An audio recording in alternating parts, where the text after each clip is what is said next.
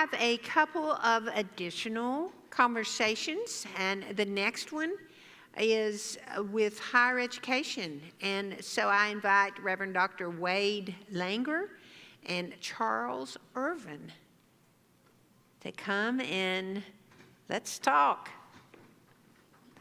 Great to see you, Wade. Good morning, Bishop. Good morning. Hello, Charles. We're so glad you are here. Let's begin by you describing to the group present your roles. Sure. Like the bishop said, my name is Wade Langer. I am the director of Conference Campus Ministries. So all of the campus ministries in North Alabama, I serve to help resource, support, be a listening ear, and all that kind of stuff. So how many would that be? Oh, yeah. So we have 5. We have Birmingham Southern, we have UNA, Jacksonville State, we have UAB, and we have the University of Alabama. We also have a number of college ministry or Wesley fellowships, as we call them. These are smaller scale organizations on various other campuses and in local churches. Great. Thank you.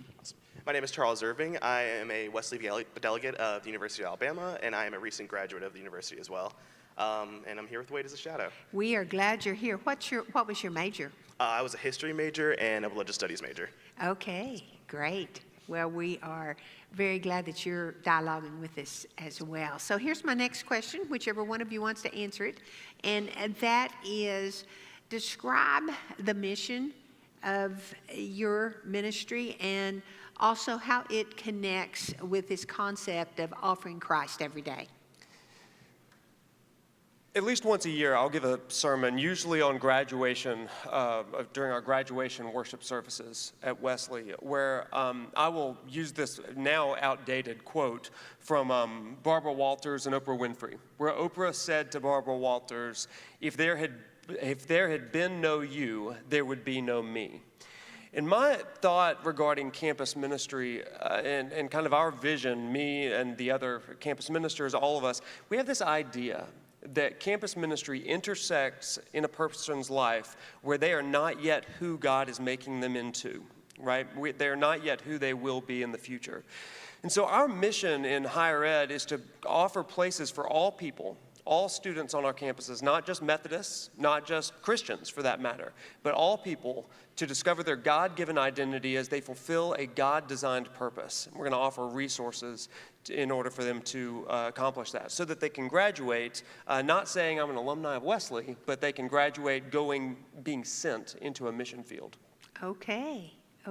So what is the biggest obstacle, the biggest challenge that you experience in higher education? You can chime in on this after, if you'd like. I don't want to hog the mic or anything. I think that the biggest challenge for us is students, this generation, no offense, is a little disinterested in faith and religion. There's a lot of bad press. I mean, it's hard to go a day without seeing another story of people disgruntled by the church, disillusioned with the church, and leaving the church. And so the hill is pretty steep. And so we work really, really hard to curate discussion. I almost call it a curated deconstruction. You hear about deconstruction all the time. We're going to offer resources to help students engage some of those difficult questions, to help them own their faith. This isn't just your parents' faith. This isn't just your grandparents' faith, but this can be your faith. What would you say is the challenge? I would say, kind of playing off of that, is a lot of the transition is going from your hometown, growing up with your parents, and going to church every Sunday with them, and them picking you up to go there, to going to a college ministry, and then having to figure yourself out with your own faith. And a lot of that question I think that people have is, where can they go from their hometown to a big university and find their faith there? And I think Wesley does a great job of that by just reaching out to students in many ways, like offering things like free meals or just any opportunity for students to get involved with our ministries anywhere possible. So Charles, let me ask you a question related to that. You were at the University of Alabama for 4 years as a student. Yes. Tell us how you ended up at Wesley. So I originally was pretty active in my youth group back home, but when I got to the university, I knew I wanted to get back with the church group. So I looked around and I got bombarded by emails from Wesley constantly as my youth minister sent our information to Wesley. So I got to my first event and I met so many of the seniors and other students who were there, and I got super involved as soon as we started. And then after my first year, unfortunately, COVID shut us down. And I knew that when I came back, I wanted to be more involved because I knew a lot of students like myself would be a little distanced from like every other student because of the shutdown. So I reached out to Wade and I applied for a position at Wesley, and I've been working there for the last 4 years, I would say. Okay, so your home church is which in church? Ozark, Alabama. It's Okay. middle of nowhere. Okay, okay. Very good. Well, thank you for that. How about the Dismantling Racism initiative?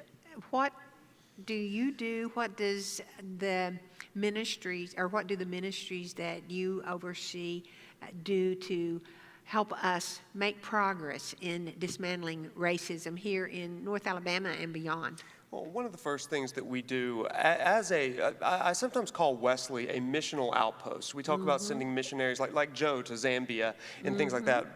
In campus ministry, we're missionaries, and so we are working within our contexts.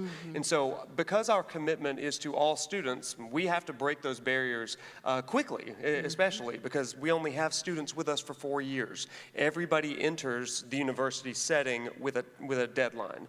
And if they pass that deadline, their parents get upset, right? So we have to really work hard to reach them during that time. And so we are incredibly intentional about having those discussions with our students regarding the other.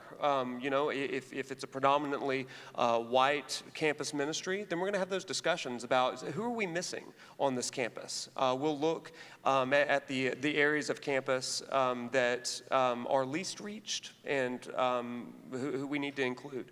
So we're having those discussions, and my hope is that the lessons that we learn in this almost laboratory setting of a college campus are going to carry over into that graduated post-college life. Great, great. So we've talked some about challenges. What's your greatest hope for Campus Ministries? I think one of my greatest hopes, without being a little cheesy about it, is right here. He hasn't mentioned his story yet, but Charles feels a call to ministry. He is going to Candler School of Theology in the fall. He accepted a call over the... Yeah. In spite of everything, God is still calling. And I to kind of share that hope, I would love for Charles to share a little bit of his story. I would love to do hear that story. Please do. So I would say my testimony kind of began with that first year working at Wesley. I started as an outreach intern with the organization, and I knew from that I wanted to do more work with the community and more work with my ministry that was already there. So I spent the next 2 years working for Wesley through an officer role, and then I became president at one point. But then I think around November 9th, 2021, I was supposed to have a lunch meeting with Wade about work. Instead of it being a lunch meeting, we ended up being called by the university as Wade was being called in as a pastoral role. So we arrived at this riverfront in Tuscaloosa where I ended up finding out, he already knew, that we had a student who went missing that day. And the student had been gone for, I think, actually 2 nights, and they had not discovered him. And then students started gathering around the river, and his family had arrived. So I came there as a student liaison, and we sat and spoke to the students who were a part of his fraternity, and then we spoke with the parents about the situation. And as Wade prayed over the family, and we talked to them about the situation, everything involved with it, and I spoke to his brother about it, I felt a sense of, I guess, weakness, not being able to speak to them in a way that could, give them some type of comfort in that situation. But I watched Wade be able to do that in a professional manner that I didn't know was possible. And I kind of just felt like I wanted to be that kind of person in that situation. So that night, I spoke to Wade about it, and I broke down, not really knowing what I wanted to do, because I felt lost in that moment. And then I discussed with Wade, what are the possibilities for me in ministry? And I've known ever since then, and then like my last year with Wesley, that some work with the student delegates and working collegiate ministry is probably my dream. Ever since then, I felt my ministry call towards me, and I did my applications to seminary, and like you said, got into Candler. Great. Yes, ma'am. Great. Thank you for that. And you start in the fall? Yes, ma'am. You start in the fall. Okay. You're right.